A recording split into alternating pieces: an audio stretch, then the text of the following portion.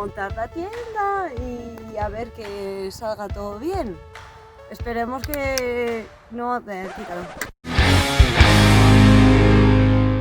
Ya llegamos a nuestro destino, estamos en Áliva, este es el Hotel Áliva, que en este caso es más hotel que refugio y de hecho puede llegarse aquí en coche, también en todoterreno que con una empresa de turismo y aunque esté tapado por la niebla, tendría que verse allí un chalet muy guapo, el chalet real, que a ver si después lo podemos enseñar.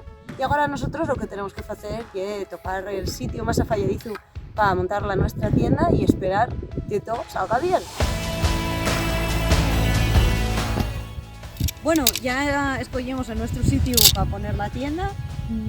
No es que sea perfecto, hay moñica por una parte y por la otra estamos un poco embaixada, pero que lo que hay tampoco está mal, tenemos por ahí y esta es nuestra tienda, a ver cómo sale esto.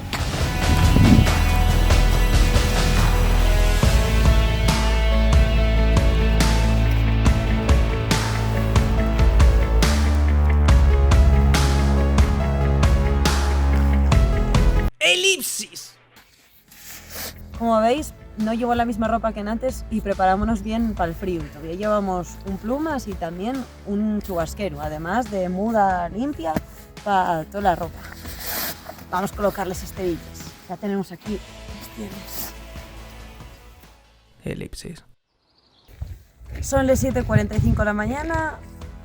Levantémonos a las 7 de la mañana, queríamos madrugar más, pero yo no sé, no me sonó el despertador, así que no madrugamos mucho. Tampoco yo que durmiéramos muy bien, pero bueno, mira qué guapo tenemos aquí Áliva, todo para nosotros, de momento no pasó nadie todavía. Y ahora vamos a seguir dando un paseín hasta el cable, hasta donde está el teleférico del UTD. Así que ya nos vemos en el monte. Te llevo.